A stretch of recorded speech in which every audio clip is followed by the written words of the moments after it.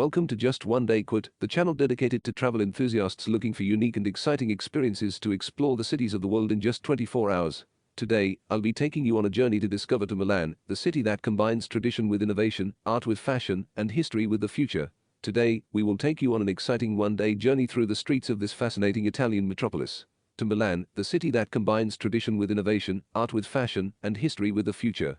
Located in the heart of Lombardy, Milan is a city that shines with its own light. From historical monuments to modern skyscrapers, from Renaissance artworks to international fashion runways, Milan is a city in constant evolution.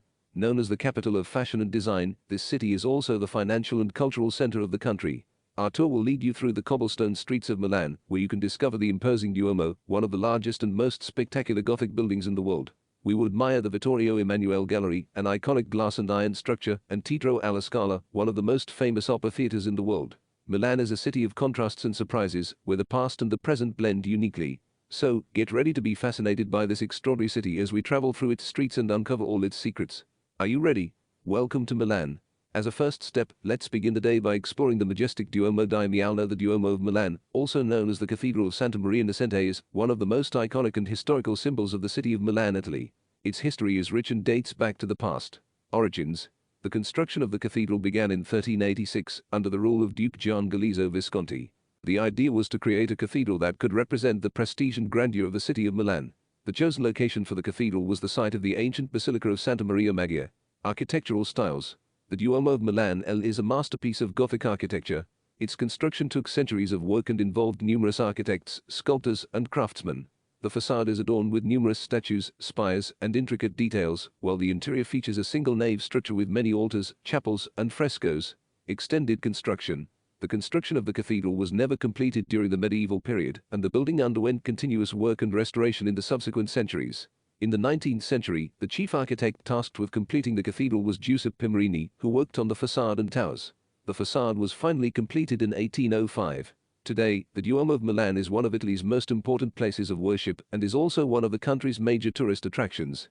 Its imposing presence, spectacular architecture, and breathtaking panoramic views from its terrace make it a place of great cultural and historical significance. It is also the center of the city's religious life, hosting important religious and liturgical events. One of the most iconic features of the Duomo of Milan is the statue of the Madonnina, placed on the tallest spire of the cathedral. The Madonnina is a symbol of Milan and represents the Virgin Mary, the patroness of the city. The Duomo of Milan is an extraordinary testament to Gothic art and architecture and remains one of the most visited and admired places in Italy. Its long and complex history reflects the significance of this structure in the culture and history of Milan and Italy as a whole. Dedicate time both inside the cathedral and on its panoramic terraces to admire the view of the city and the numerous statues, including the famous golden Madonnina. As a second step, Galleria Vittorio Emanuele II. The Galleria Vittorio Emanuele II was inaugurated on March 7, 1877, and was designed by the Milanese architect Giuseppe Mangoni. It is dedicated to Vittorio Emanuele II, the first king of Italy. The Galleria Vittorio Emanuele II is considered a masterpiece of neo-Renaissance architecture. It features a structure made of iron and glass, with a central glass dome that allows natural light to enter. The gallery has a cross-shaped layout, with two arms intersecting in a large central space under the dome. This layout facilitates the natural flow of people and easy access to the shops inside. The gallery's floor is famous for its decorative mosaic. The design represents the coats of arms of four important Italian cities: Milan, Turin, Florence, and Rome. Inside the Galleria, you can find numerous restaurants, cafes, and luxury fashion boutiques. It is a popular place for lunch, high-end shopping, and leisurely strolls. Fun fact: in the Galleria's floor, near the mosaic representing Turin, there is a mysterious local tradition. It is believed that if a person spins their right heel 3 times on the genital parts of the bull depicted in the mosaic, it will bring good luck. This gesture has led to a hole forming in the mosaic area, which has been recently restored. The birthplace of Prada. The fashion boutique Prada, founded by Mario Prada in 1913, opened its first store in the Galleria Vittorio Emanuele II. Today, Prada is one of the world's most famous fashion brands. During World War II, the Galleria Vittorio Emanuele II suffered damage due to bombings, but was later restored to its former glory. The Galleria Vittorio Emanuele II is one of Milan's main tourist attractions and is appreciated for its historical architecture as well as its shopping and dining opportunities.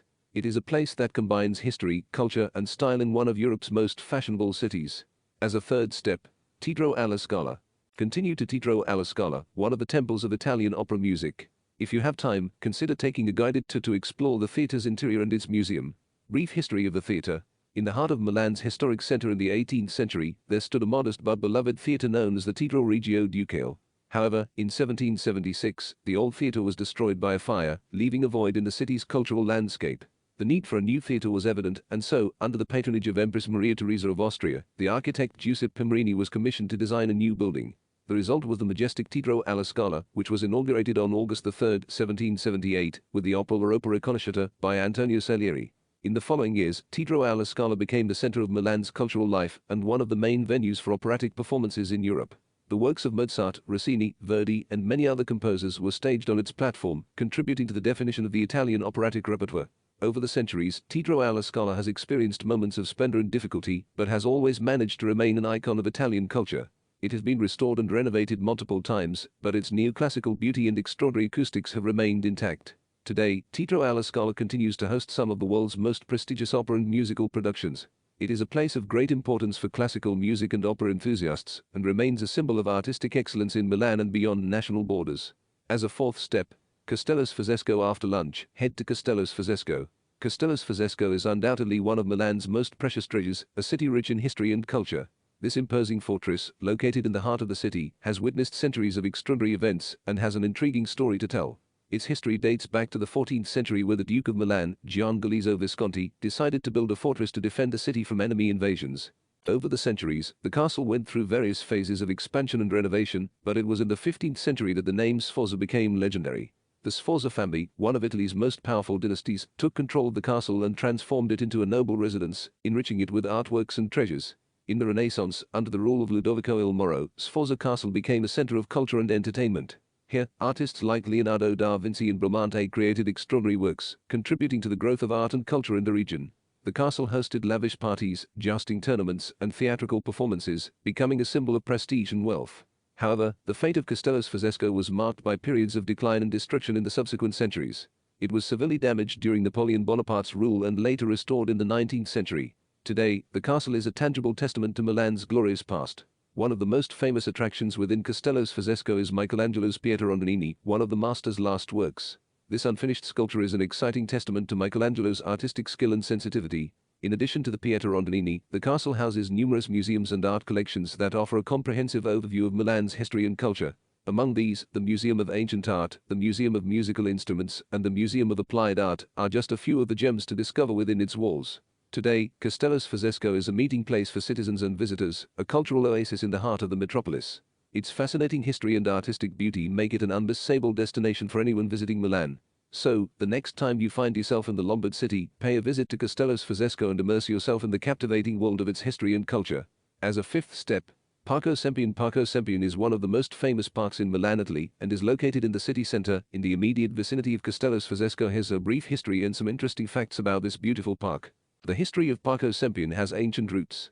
Originally, the area where the park is located was part of the Roman walls that surrounded Mediolanum, ancient Milan.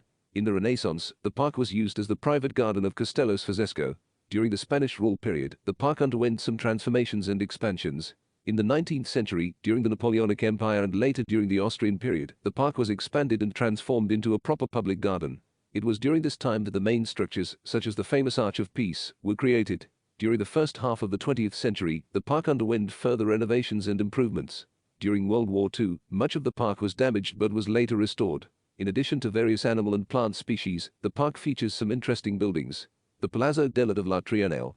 The Triennale Foundation promotes contemporary art and architecture within the Palazzo dell'Arte. Civic Aquarium. Built for the National Exhibition of 1906, Parco Sempione's aquarium houses 36 tanks with over 100 species of fish. Arena Civica. Inaugurated in 1806 under Napoleon, Arena Civica is an impressive amphitheater that currently hosts concerts and athletic competitions. The Arch of Peace. This structure was built in 1807 to commemorate Napoleon's victories and was rebuilt in 1826 to celebrate the Peace of 1815. Parco Sempione is a very relaxing green space where both tourists and Milanese residents unwind on hot days. The only drawback is that the trees provide shade only in the gardens, while most of the park's pathways remain constantly exposed to the sun. As a sixth step, to conclude the day in style, let's head to the Navigli. Considered one of the most beloved and popular places in Milan, the Navigli district is also the most frequented by young people and tourists who don't miss the opportunity to visit nearby monuments like the Basilica of Sant'Eustachio or San Lorenzo al Colon, another pillar of Milan's nightlife. Strolling along the banks of the Naviglio Grande and Naviglio Pavese and stopping for an aperitif or some shopping in the various artisan shops is a must for anyone visiting Milan. Enjoy a walk along the canal, dine at one of the many restaurants, and mingle with locals and tourists for a night of entertainment. Bye and until the next video from Just One Day.